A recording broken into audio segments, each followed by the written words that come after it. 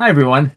My name is Danny Szpiro, and it is my great pleasure to create this recording and put together some thoughts to help celebrate the 40th anniversary of the wonderful institution of the International Executive Development Center, IEDC.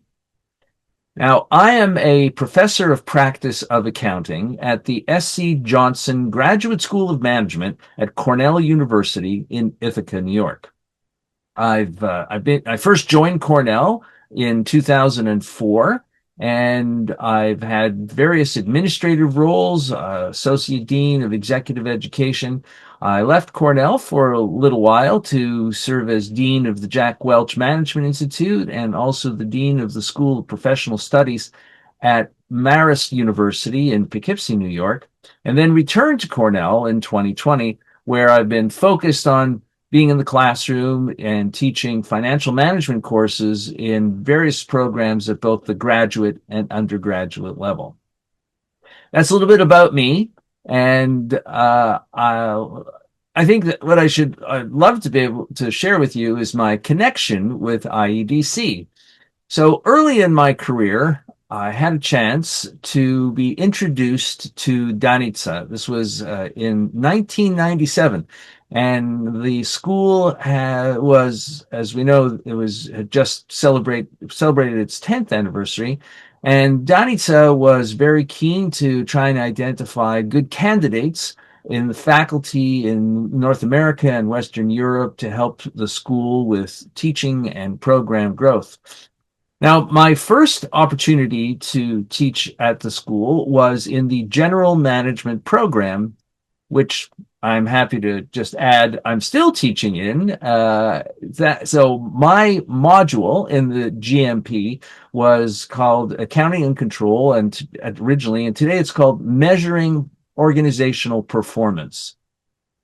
And one of the things that struck me right away in the late 1990s when I began this relationship was the quality of the incredible candidates attracted to the school for the programs. It was a real joy and a pleasure working with really enthusiastic, committed, and engaged participants and working managers and professionals inside the classroom. What also struck me right away was the incredible attention that IEDC applied to its attracting these wonderful candidates and also supporting them and the faculty throughout the learning process. It was when I started teaching at the school in 1997, the school was still located in its previous location in Brdo, and it was always a pleasure to be supported, whisked away from the airport to come to Brdo and stay with the staff and the candidates in that wonderful location. I do remember a very interesting evening one day, probably around 1998 or 1999, when their class had wrapped up, and Danica invited me to take a drive with her. And we drove to Bled.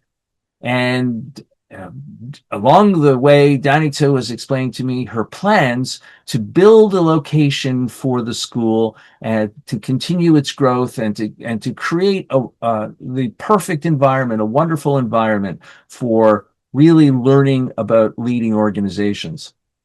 And we drove up to the where essentially the gates are today for the building, and it was just a fence at the time, and the sun was going down a little bit, so I could still make out the building. And Danica said, "This is going to be where we're going to move the school in the next couple of years."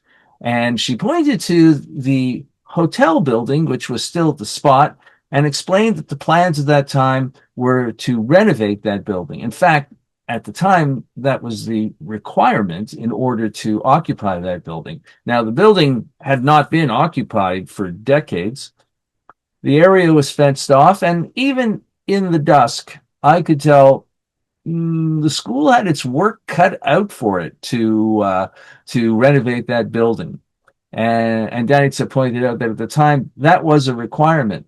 But in the months that followed, as we all know, it turned out that building really could not be restored to modern standards, and the plans for the beautiful building that is there now emerged. And I unfortunately, the one of the following times that I was teaching, I didn't quite have the opportunity to come to the grand opening, the ribbon cutting of the new building, but I did arrive the day after. So I had a chance to, you notice the plaque by the front door. I think when the ribbon was cut and the building was opened, I have the privilege of saying I was there the next day, and I could see all the balloons and signs of celebration still in place.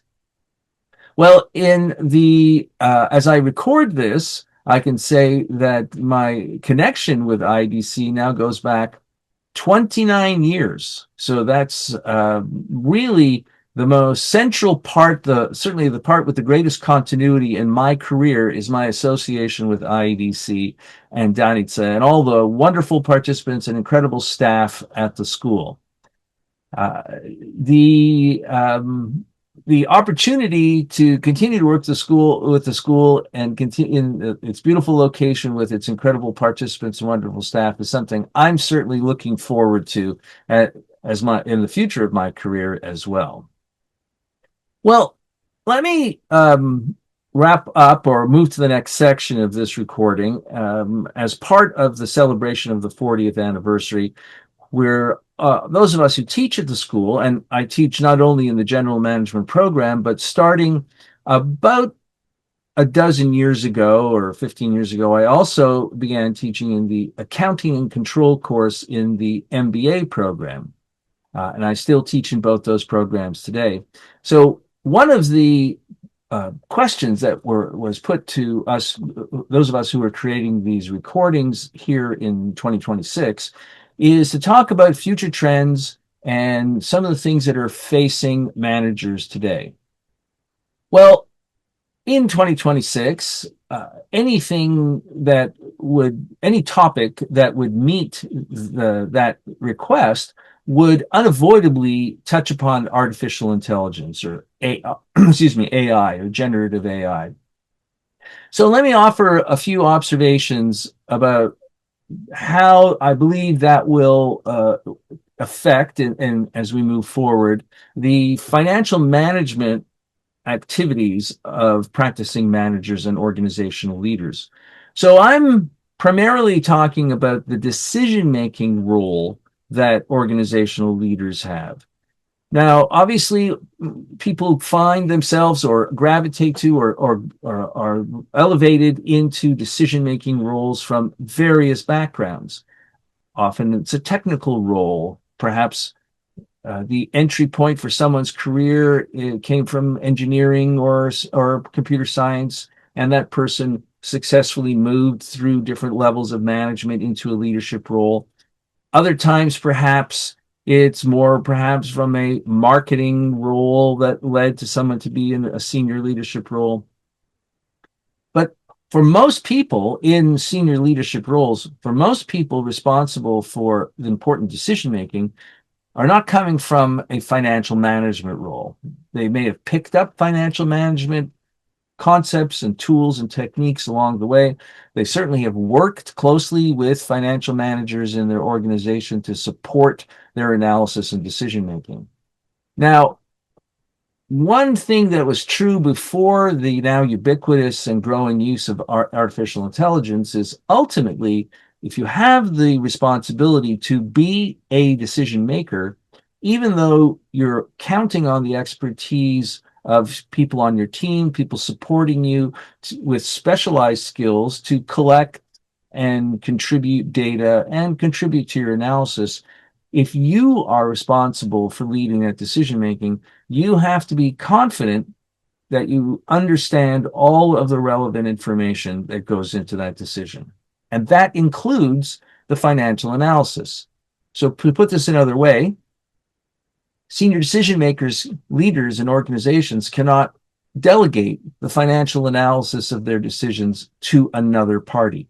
Even if they might not be financial experts themselves or financial managerial experts themselves, it's still their responsibility to understand, grasp, and incorporate the financial analytics in their decision making. Now, the good news is, I think that the use of Gen AI to support that process offers some great opportunities. The opportunity to pose questions to Gen AI in an iterative way, to do some brainstorming and exploration with data is a wonderful opportunity that Gen AI presents to decision makers. So creating lists, creating options, brainstorming, creating that starting point and collecting some quick feedback for ideas and questions can certainly be useful. But I'd say there is a limit to, for lack of a better way of putting it, dependence on this tool for effective decision making. Again, circa 2026, where I'm making these comments, I'd say that the AI engines available today have access to a lot of data and can certainly do some creative and create interesting output. They're not necessarily, these AI engines, really excellent at processing financial information. They're adequate. So the first observation I would give you is use any kind of data that you've been processing in artificial intelligence, financial data, or perhaps even numerical data carefully, and make sure that you verify, probe that output and that the information comes from AI when it's numerical or financial information, to make sure that it makes sense and there isn't something missing or in fact just something wrong. So there are certainly limits to what AI can do today with processing financial information.